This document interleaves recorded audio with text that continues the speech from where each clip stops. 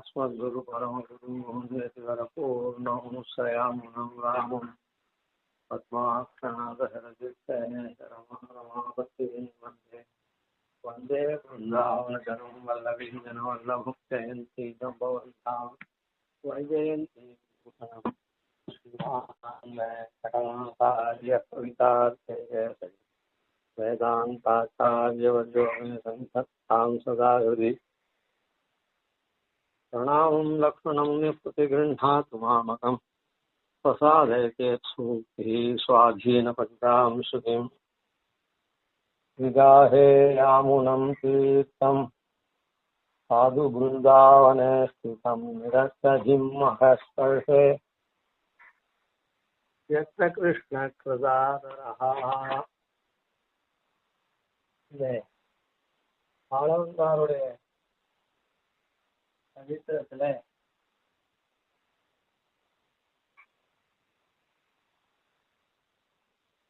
இதுவரை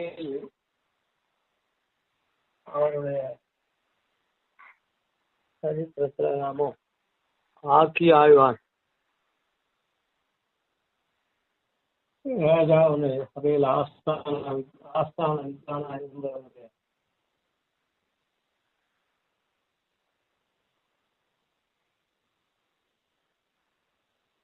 ஆக்கி ஆழ்வான் அவரை வென்ற சரித்திரத்தை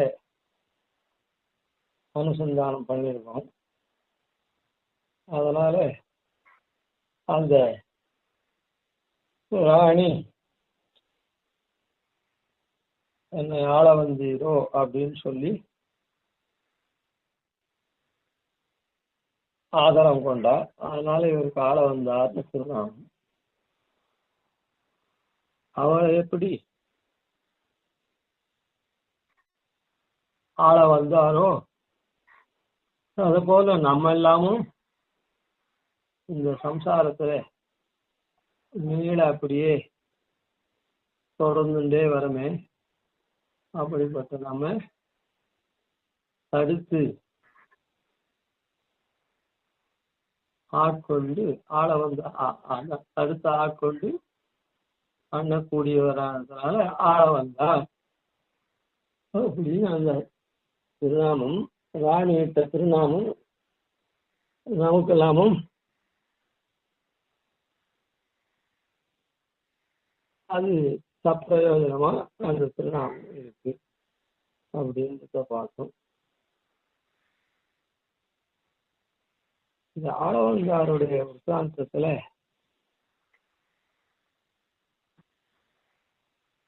இன்னொரு விற்த்தாந்தம் நாம அனுசந்தானம் பண்ணணும். என்ன அப்படின்னு சொன்ன, ஆளவந்தாருடைய தாத்தா பிதாமகன் ஸ்ரீமன் நாதமுனிகள். அந்த நாதமுனிகள்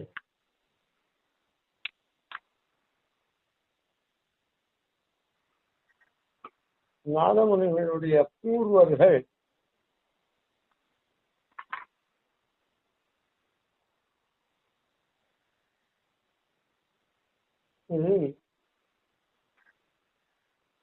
குரு பரம்பரைகள்ல வியாக்கியானங்கள்ல இந்த மாதிரி காட்டப்படுறது.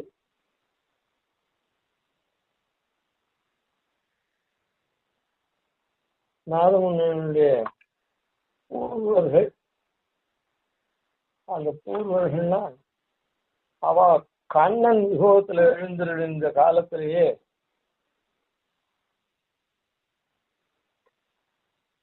பூர்வர்கள் இருந்த அப்ப இருந்த பூர்வர்கள்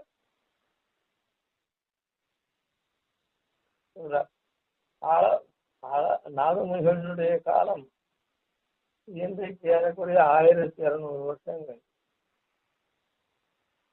கண்ணன் எழுந்தருளிலிருந்து இன்றைக்கு 5000 வருஷத்துக்கு முன்ன, இன்றைக்கு 5000 வருஷங்கள் முன்ன. ஆனா அப்படிதான் இந்த சரித்திரத்துல காணப்படுறது. நாதமுனிகளுடைய முன்னோர்கள்ல ஒருத்தர் கண்ணன் யுகத்தில் எழுந்திருந்த போது அந்த கண்ணனை அவ தண்ட சமர்ப்பிச்சு சம்சாரத்திலிருந்து உஜ்ஜீவிக்கக்கூடிய உபாயத்தை கேட்டாராம். அதுக்கு அந்த கண்ணன்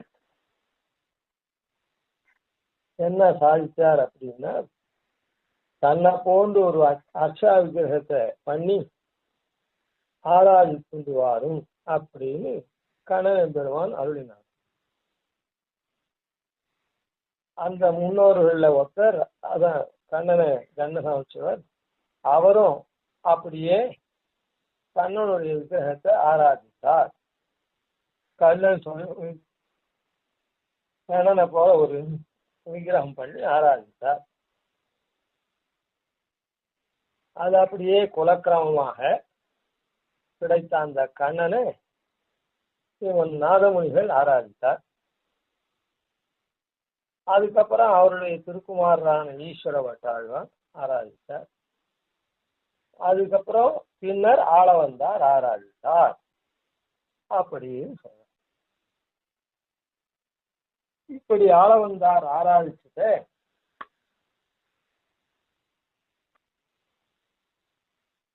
அதுக்கப்புறம் பெரிய திருமண நம்பிகள் இருக்காரு, அவர் ஆராதித்தார். அவருடைய அந்திம தசையில கண்ணன் சன்னதியில போய் திருக்காப்பு நீக்க சொல்லி, சாயலொடுமை மாமை தளர்ந்தேன் நான், இனி உனது வாயல்களின் அடிசில் வைப்பார நாடாயே அப்படின்னு அந்த பெரிய திருமலை நம்பி பிரார்த்தித்தாரா.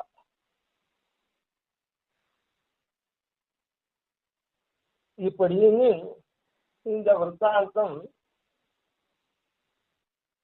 திருவாயுடைய வியாக்கியானம் 9,000 படின்னு ஒண்ணு இருக்கு, ரங்கராமானுஜ சுவாமி சாதித்தது. அதே மாதிரி பரகால சுவாமி ஒரு வியாக்கியானம் 18,000 படின்னு சாதிச்சிருக்கார். அதுலயும் இந்த 2 திருவாயுமொழி வியாக்கியானங்கள்லயும் இந்த விற்த்தாந்தம் இருக்கிறது அப்படி சொல்ற. இந்த விற்த்தாந்தம் இருக்கிறது அப்படி. அதனால பெரிய திருமண நம்பிகள்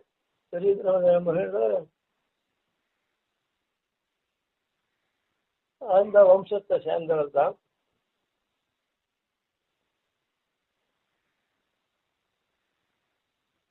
பாஷ்யகாருடைய பஞ்சாச்சாரியர்ல ஒருத்தர் இப்படி இருக்கக்கூடிய அந்த பெரிய திருமண நம்பி ஆராதிச்சுட்டு இந்த மாதிரி விஞ்ஞாபிச்சார் அப்படின்ற விற்த்தாந்தம் இருக்கு. அதாவது கண்ணன் விபவத்துல எழுந்தருளி இருக்க போதே நாதமுனிகளுடைய முன்னோர் அந்த கண்ணனை போய் சேவித்து உஜ்ஜீவிக்கக்கூடிய உபாயம் என்ன அருளோடும் அப்படின்னு பிரார்த்திக்க,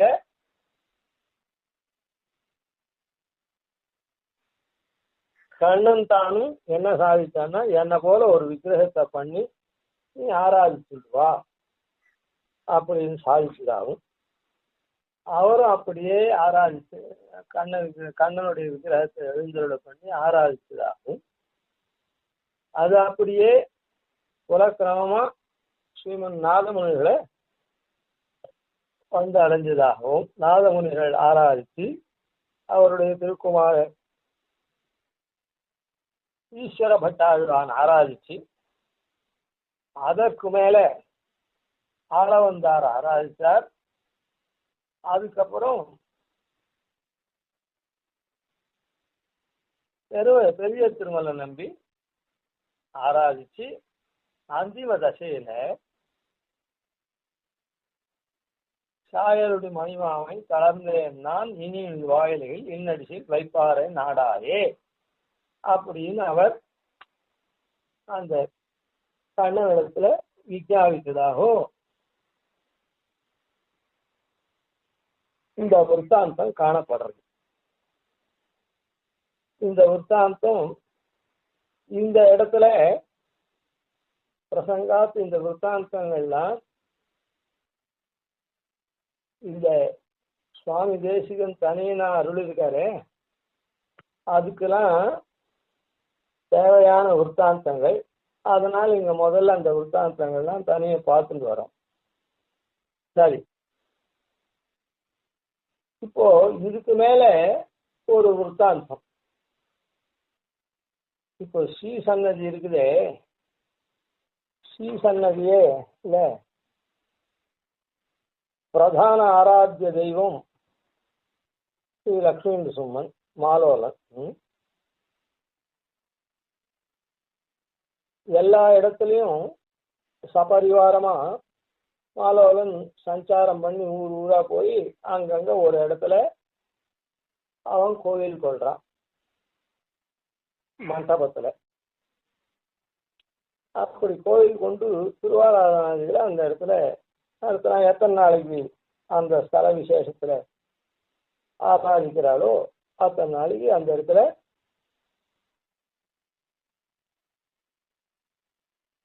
கோவில் வந்து ஆராதிக்கிறான்.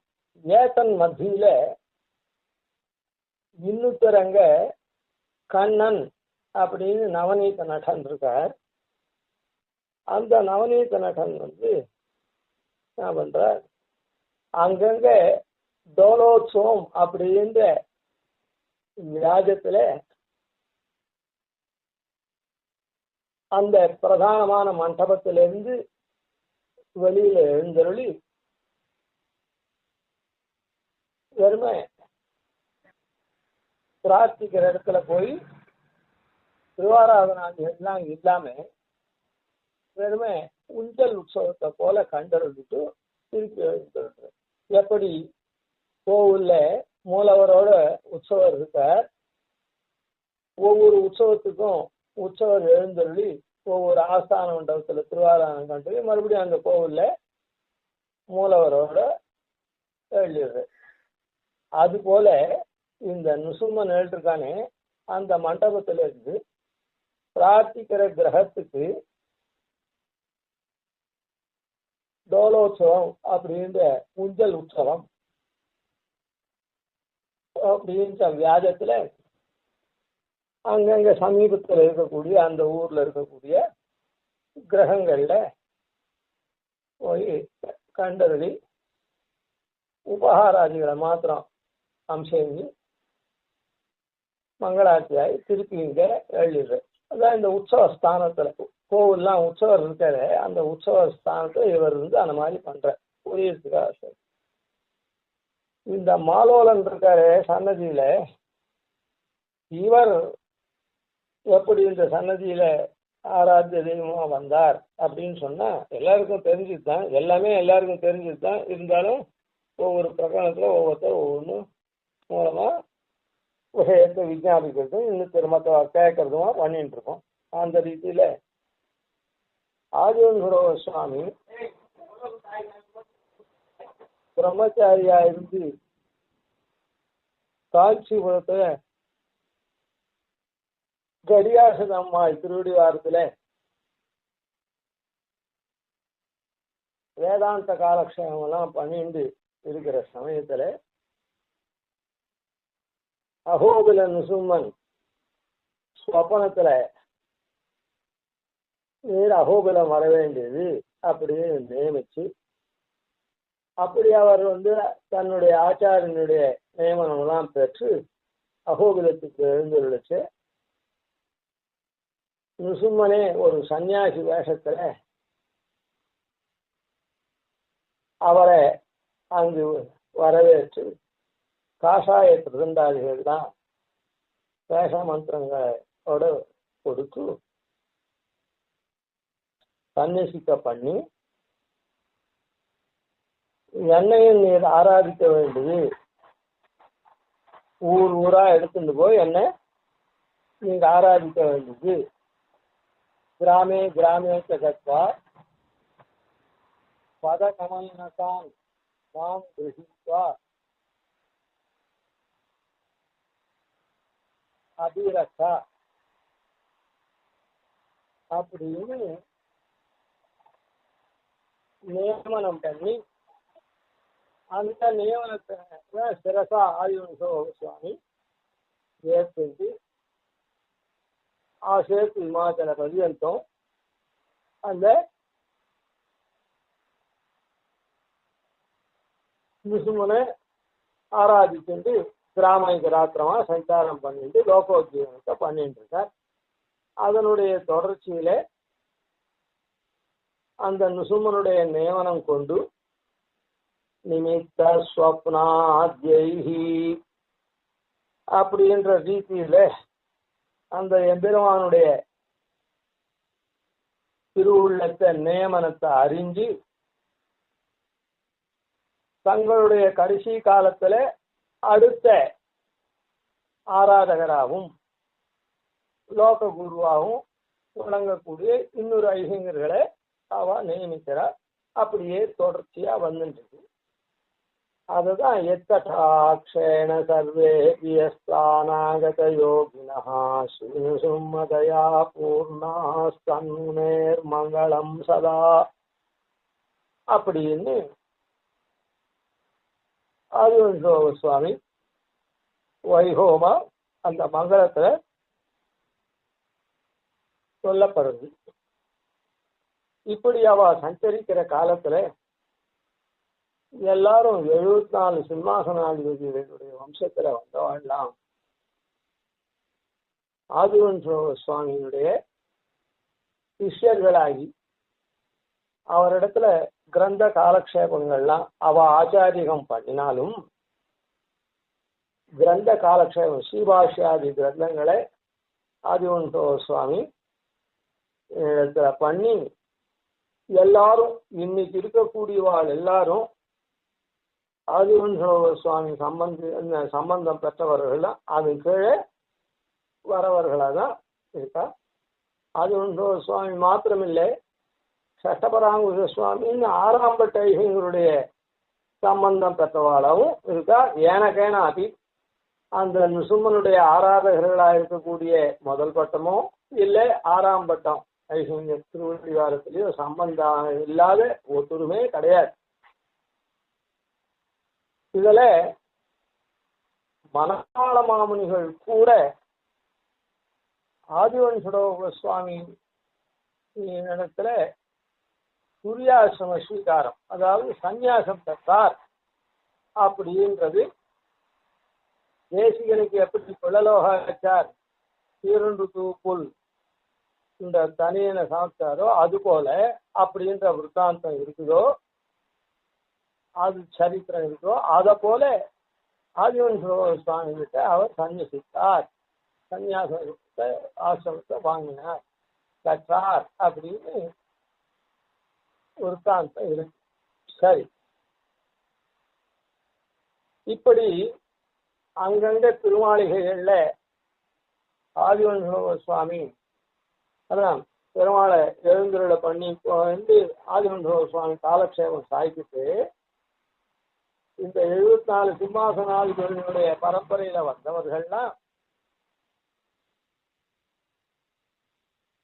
அதான் இந்த ஆச்சாரிய புருஷாலா இருந்துருக்காளே அவள்னா சில பேர்லாம் தங்களுடைய ஆராத்திய தெய்வமா இருக்கக்கூடிய தங்களுடைய திருமாளிகையில் ஆராத்திய தெய்வமா இருக்கக்கூடிய பெருமாளையும் இங்க ஆதிவன்சோ சுவாமி சன்னதியில திருவாராதனத்துக்கு மாலவர்களோட எழுந்துருள் பண்ணும்படியா பிரார்த்தித்து சமர்ப்பிச்சிருக்கா.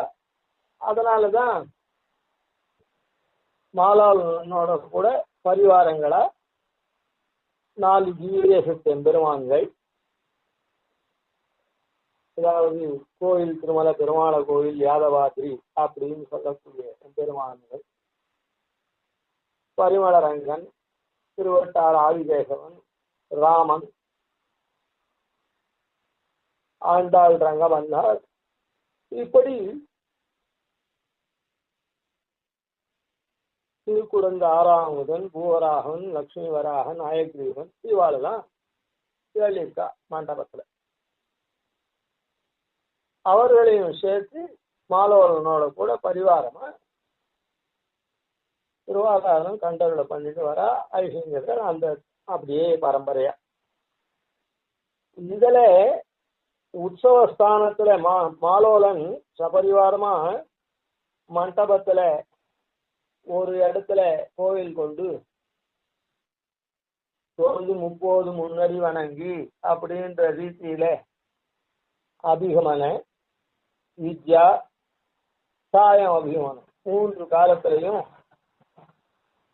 திருவாராதனம் கண்டருள்றாங்க. அவன் கோயில்ல எழுந்திருக்கா போல அப்படி திருவாராதனம் 3 வேளையை கண்டருள்றான். உற்சவஸ்தானத்துல அங்கங்க டோலோத்சவங்கிற வியாதத்துல தனியோ மாத்திரம் போய் டோலோத்சவம் கண்டு திருப்பி எழுந்துள்ளான்னு சொன்னவன் கண்ணனை. இந்த கண்ணன் எப்படி இந்த சன்னதிக்கு எழுந்தெழுனார் அப்படின்னு சொன்ன அதுக்கு என்ன சித்தாந்தம் அப்படின்னா, மாலோலன் எப்படி நவமூர்த்திகள்ல நான் எந்த மூர்த்தியை கொண்டு நான் ஆராதனம் பண்ணணும் ஆராய்ச்சிட்டு வரணும் அப்படின்னு சொன்னா, சஞ்சார யோக்கியமா இருக்கக்கூடிய மாலோலனான லக்ஷ்மி சும்மன் அவர் கையில ஆயுர் பவித்து என்னை வேலை பண்ணிட்டு போ அப்படின்னு நியமிச்சான் அப்படின்னு.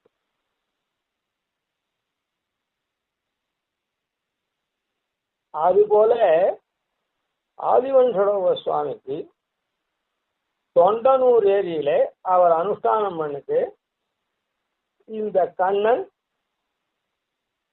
அவருடைய திருக்கரங்கள்ல எழுந்தருளினார் அப்படின்றது விற்த்தாந்தம்.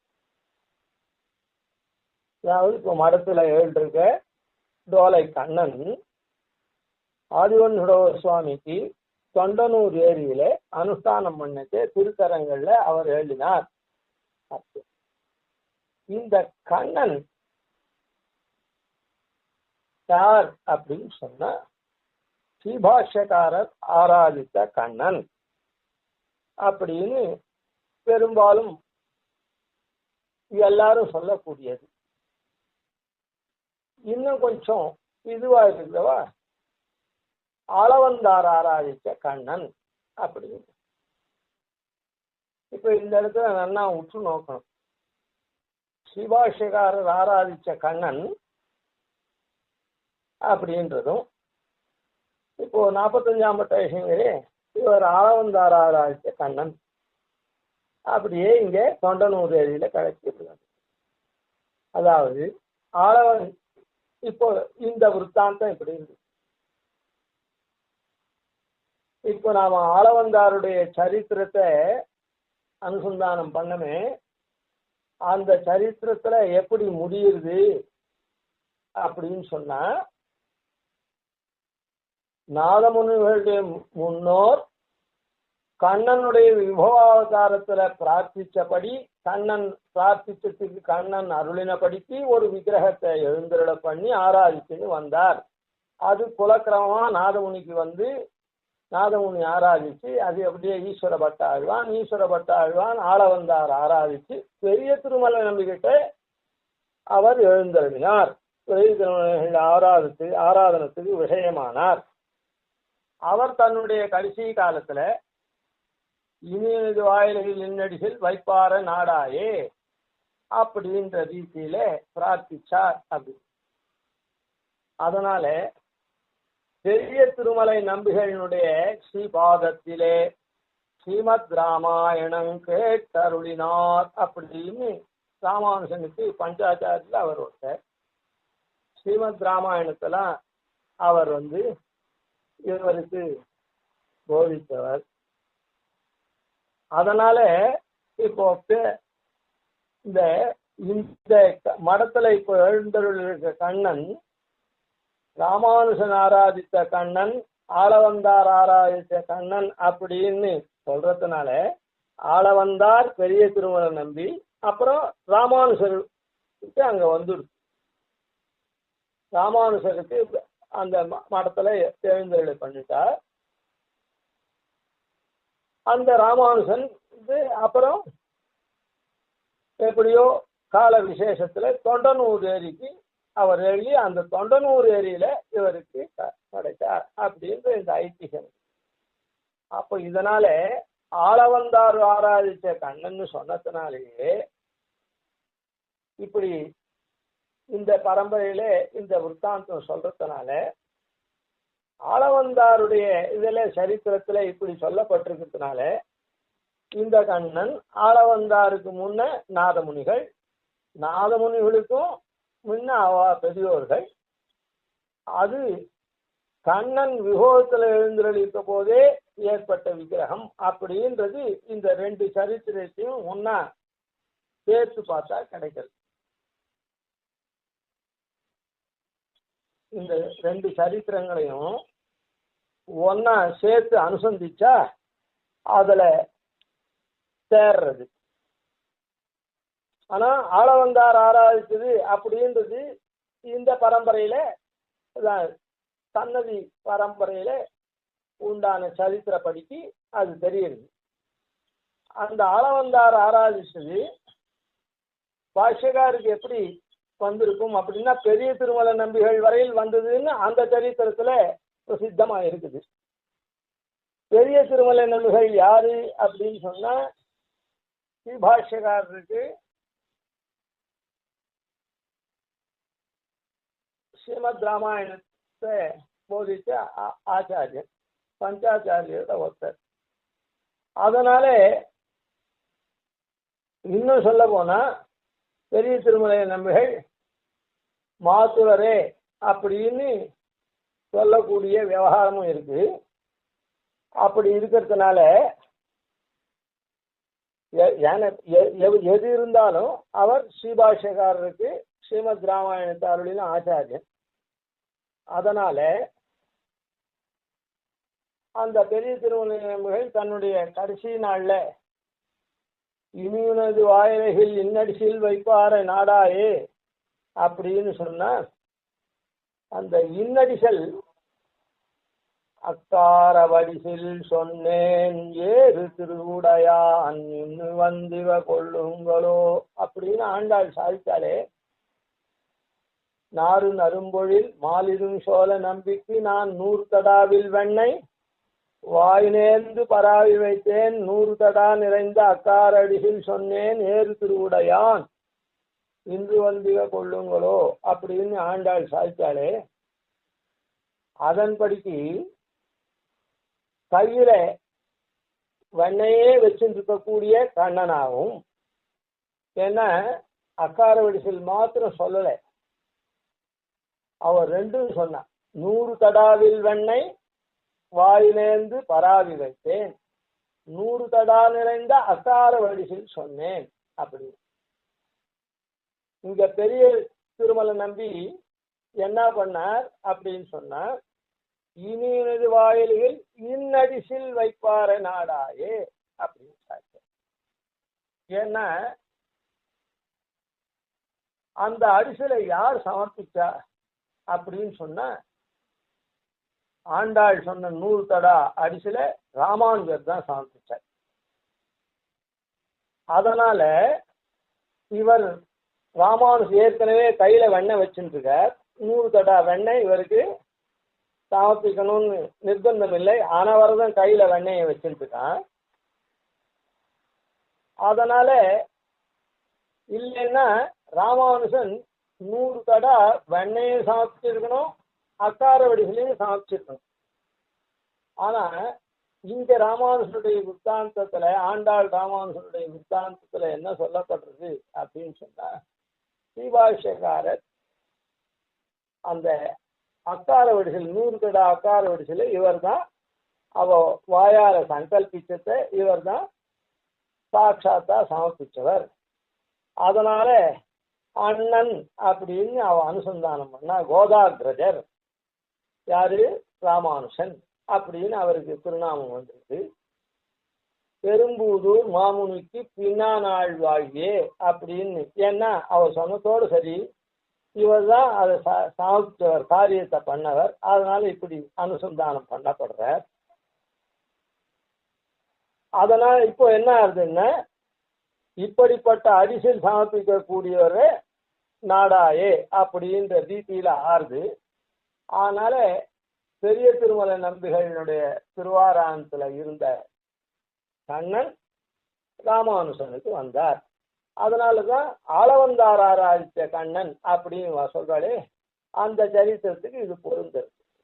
அதனால பாஷ்யக்காரருக்கு வந்தார். அப்புறம் என்ன கால எதிர தொண்டனூர் ஏரி ஏழினரோ, அந்த தொண்டனூர் ஏரியில ஆதிவன்ச சுவாமி இடத்துல கையில் ஆயுர் வகிச்சு அப்படியே இன்றைக்கும் மடத்துல ஆறாம். அதனால இந்த ஸ்ரீ சன்னதியில எப்படி அந்த நுசுமனாகப்பட்டவன் நல்ல நெஞ்சே நாம் தொழுதும் நம்முடைய நம்பெருமான் அல்லிமாதர் புல்கனின்ன 1000 தோழன் தோழனிடம் நெல்லி மல்லி கல்லுடைப்பு புல்லிலையாத்து அதர்வாய் செல்லு செல்லன் நொல்லராத சிங்கவேள் குன்னமே அப்படின்னு அந்த கலியன் காலத்திலேயே மங்களாசாசனம் பண்ணக்கூடியவரா, கலியன் காலத்துலன்னா அதுக்கு முன்னே குறிச்சு, அதாவது கலியன் காலத்துல அதுக்கு முன்னமே அந்த பெருமாள் அந்த மலையில எப்போ கருடனுக்கு பிரத்யட்சமானதோ அது முதல் கொண்டு அங்க எழுந்தருள் இருக்கார். காருட சைலத்துல அஹோபிலே காருட சைல மத்தியே கிருபாவசாத் கல்பித சன்னிதானம் லக்ஷ்மியா சமாலிங்கித வாமபாகம் லக்ஷ்மி சும்மம் சரணம் பிரபத்தே அப்படின்னு. அதுக்கு அடுத்த பாசுரத்திலையும் செங்கனாளி திரஞ்சும் சிங்கவேள் குன்னுடைய எங்களீசனின் வீரானை அப்படின்ற இடத்துல வியாக்கியானம் பண்றவா என்ன பண்ணா அப்படின்னு சொன்னா, வலிமிக் செங்கனாளி திரஞ்சும் சிங்கவேள் குன்னுடைய எங்களீசன் எம்பிரானைன்ற இடத்துல வலிமிக்க சீயம் ராமானுசனை போன்ற யதிகள் ஆராதிக்கக்கூடிய பெருமாள் அப்படின்னு வியாக்கியானம் பண்ணிருக்கா. அதுக்கு தகுந்தா போலதான் இந்த அழகிய சிங்கர்கள் வலிமிக்க சீயமி ராமானுசன் அது போல இருக்கக்கூடிய பாஷ்யகார புனர்பூமௌ பாஷ்ய பிரவச்சனாதராத்யத்ரூபேணாகதஸ்மை சடகோபாய மங்களம் அப்படின்னு